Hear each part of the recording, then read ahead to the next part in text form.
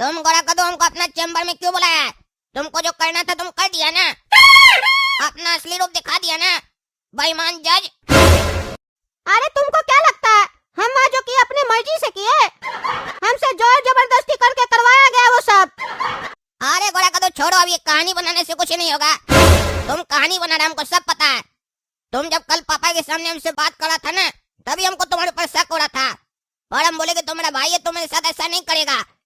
पर हम गलत थे। तुम एकदम गद्दार भाई है, गद्दार। तुम पैसा का लालची है, पैसा में बिक गया होगा। अरे चुप करो तुमको कोर्ट में भी समझा रहे थे हम तुम्हारा भाई नहीं है, जज है। तुम बार बार वहाँ पे मेरा अपमान कर रहे थे। अगर हम गद्दार होते ना तो तुम हमको कोर्ट में सबके सामने सुअर बोले थे। तुमको पता है कोर्ट में जज को सुअर बोलने का मतलब क्या होता है? तुमको हम उसी समय बहुत बड़ा सजा सुना सकते थे। पर हम तुमको बोले ना, हम ये सब तुम्हारे साथ नहीं करना चाहते थे, हमसे ये सब करवाया गया है। तुमको पता है जिस वकील को हम तुम्हारे लिए रखे थे उसको बीच रास्ते में ही मरवा दिया गया है। और हम लोग के घर पे हमला हुआ, पापा को भी धमका के गया कि अगर पुलिस में जाओगे तो मार देंगे। और तुम्हारे कमरे में जाके अलमीरा से सब कुछ सबूत लेकर चला गया वो लोग।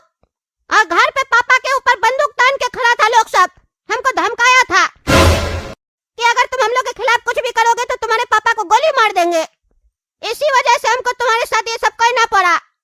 तुमको हम पहले ही आगाह किए थे कि उस मंत्री से टकराने का कोशिश नहीं करो, वो बहुत पावरफुल है। वो चाहे तो हमको मेरे चैम्बर में ही मरवा सकता है, इतना पावरफुल है। उसके खिलाफ हम लोग को अच्छा प्लानिंग करना पड़ेगा, सब समझाए थे, लेकिन तुम मानने को तैयार नहीं थे। अच्छा गोरा कदू, इसका मतलब वो मंत्री हम लोग के घर में हमला किया और तुमसे वही ये सब करवाया है। हमको माफ कर देना गोरा कदू, हम तुमको गलत समझे, हमको नहीं पता था ये सब हुआ है। चलो कोई बात नहीं, कॉफी पी लो। हम कुछ सोचते हैं कि कैसे उससे निपटा जाए, पर तुम हम पे विश्वास रखना। ठीक है गोरा कदू। नमस्कार दोस्तों, मैं हूं पगला और आप देख रहे हैं पगला न्यूज। आप देख सकते हैं हमारे पीछे मेडिकल अथॉरिटी ऑफ कद्दूपुर के डॉक्टर काला कद्दू जी कैसे बिस्तर पर लेटे हुए हैं और नोटों का बंडल पड़ा हुआ है और उनकी गर्लफ्रेंड भी बगल में सोई हुई है। आज ही इन्होंने हेल्दी कंपनी के ऊपर केस किया था कि वो गलत सलत दवाइयां बनाती है। ये दूसरे पे तो गलत आरोप लगाते हैं, लेकिन खुद का लक्षण देखिए, कहां से आया इतना सारा पैसा और क्या हो रहा है पैसे से, आप देख सकते हैं। हमने इन्हें उठाने का भी प्रयास किया, लेकिन ये बिल्कुल अभी होश में नहीं है। ऐसे होते हैं डॉक्टर, इन डॉक्टर पे हम लोग भरोसा करेंगे? ये तो अच्छा हुआ इनके भाई होते हुए भी गोरा कद्दू जज ने इनके खिलाफ फैसला सुनाया, तभी इनका असली चेहरा सबके सामने आया है। अरे ये हम कहाँ पड़े? हम तो गोरा कद्दू का चैम्बर में थे, यहाँ कैसे आ गए? और मेरा कपड़ा कौन खोल दिया है? अरे ये सब पैसा कहाँ से आया? कौन रखा मेरे बगल में पैसा इतना सारा? क्या हो रहा है ये सब? हमको यहाँ से जल्दी निकलना पड़ेगा और घर जाना पड़ेगा पापा को देखने, पापा के साथ क्या हुआ है। अरे भोगरा मंत्री जी, हम आपसे कहे थे ना, गोरा कद्दू जज साहब से अगर आप मिल लीजिएगा तो केस का रुख ही बदल जाएगा। अरे हाँ डॉक्टर टकला, आप बिल्कुल सही बोले थे। इन जज साहब का तो बात ही कुछ और है। कैसे अपना भाई को फंसा दिए उसको पता ही नहीं चला, और उसके बाद उसके सामने एकदम शरीफ भी बने हैं। अरे उस गधा को हम समझाए थे, लेकिन वो समझा नहीं ना। उसको सच का कीड़ा काट रहा था ना, अब सारा सच का कीड़ा उसका मर जाएगा। आप ऐसे ही अपना हाथ मेरे सिर के ऊपर रखे रहिए, हम लोग मिलकर बहुत पैसा कमाएंगे। एक बात बोले जज साहब, तारीफ कर रहे लेकिन बुरा नहीं मानिएगा।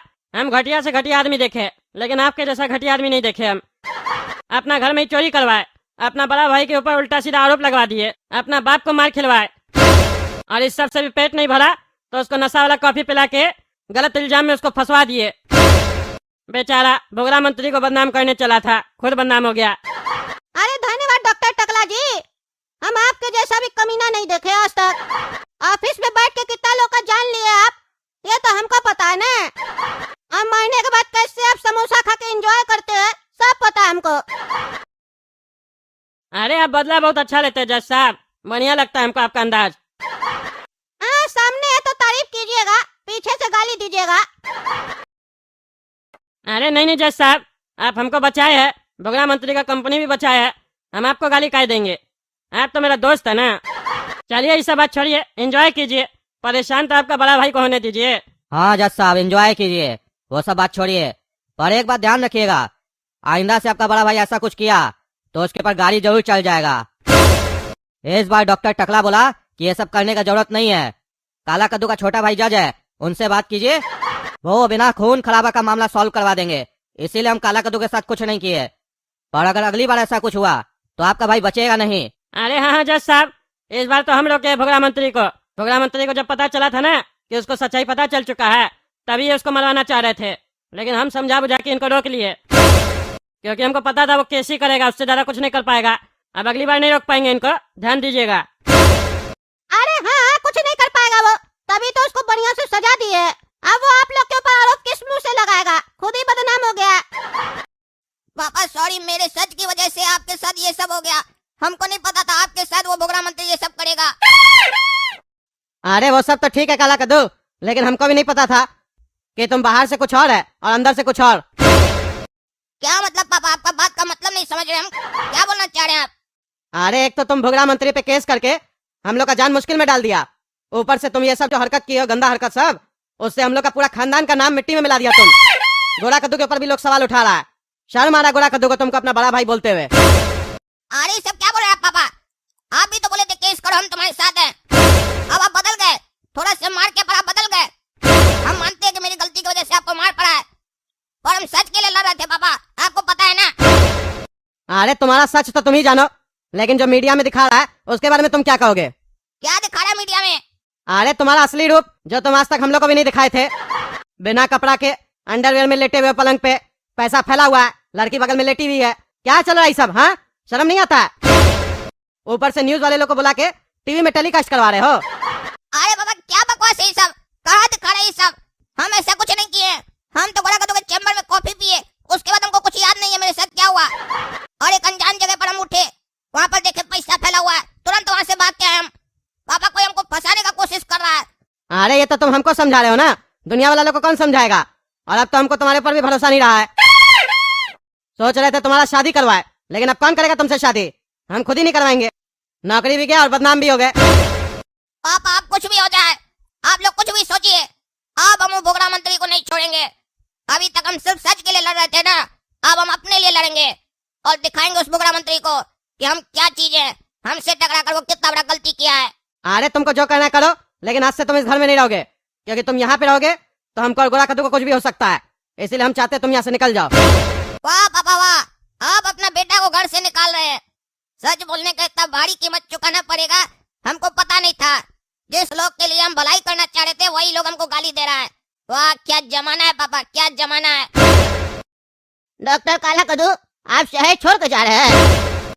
अरे लैला जी ये सब बात छोड़िए, आप हमको ये बताइए आप हमसे क्यों मिलना चाह रहे थे? आप जो मेरे साथ किए उसके बाद भी आप हमसे मिलना चाह रहे थे, आखिर क्यों? अरे सर, हम आपको तो पहले ही समझाए थे ना। मेरा हाल देख लीजिए, आप नहीं टकराइए भोगड़ा मंत्री से, समोसा खाइए और आराम कीजिए, जैसे सब आराम कर रहा है। पर आप तो मेरी गलती से भी नहीं सीखे, पर आप सीख जाइएगा। आपका जॉब तो गया, नाम भी गया, परिवार भी गया, घर भी गया, अब शहर भी छोड़ रहा, अब समझ में आ जाएगा आपको। अरे लैला जी हम इतना जल्दी हार मानने वालों में से नहीं है। शहर छोड़कर जा रहे हैं इसका मतलब ये नहीं कि हम डर गए और भाग रहे हैं।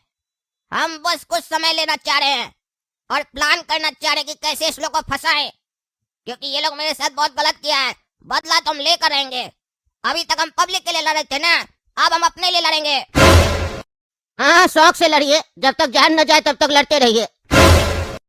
पर ये समझ लीजिए, आपके जान जाने से भी कुछ नहीं होगा, समझे? ये दुनिया ऐसे ही चलती है, चलते रहेगी।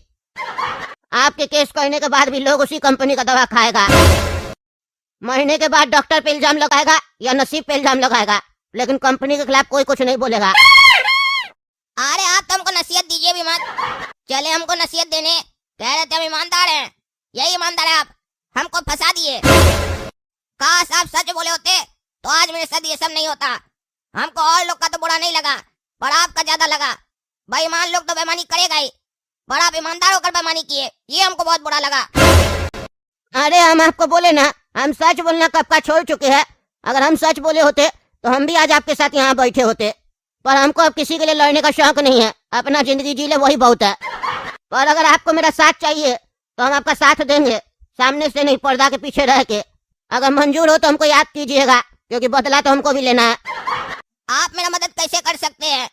अरे अरे मेरे पास काफी सारा सबूत है जो हम पहले इकट्ठा किए थे जब हम डॉक्टर थे, तो वो सब भी मेरे पास पड़ा है। और अभी भी हम वहाँ चपरासी का काम करते हैं। अगर आप चाहेंगे तो हम वहाँ कैबिन में कैमरा वगैरह लगा देंगे, फिर टकला डॉक्टर लोग जो भी बात करेगा सब रिकॉर्ड हो जाएगा, सबूत बन जाएगा और वो हम आपको दे देंगे। पर आप मेरे लिए ऐसा क्यों करेंगे? आप तो बोले ना सच बोलना आप छोड़ दिए हैं, अब आप अपने ऊपर रिस्क नहीं लेना चाहते हैं, तो आप मेरे ऊपर इतना एहसान क्यों करना चाह रहे हैं? अरे अब हम किसी के लिए कुछ नहीं करते हैं, हम अपने लिए करते हैं जो करते हैं। हमको भी बदला लेना है, बस सही समय का इंतजार कर रहे थे। अब हमको आपका कंधा मिला है, हम आपका कंधा पे बंदूक रख के गोली चलाना चाहते हैं, ताकि अगर कुछ हो तो आपको, हमको नहीं। आप रेडी है तो बोलिए, जब आप मरने के लिए तैयार है तो मेरा बात मान लीजिए, आपका भी काम हो जाएगा, मेरा भी। ठीक है लैला जी, हमको आपका डील मंजूर है।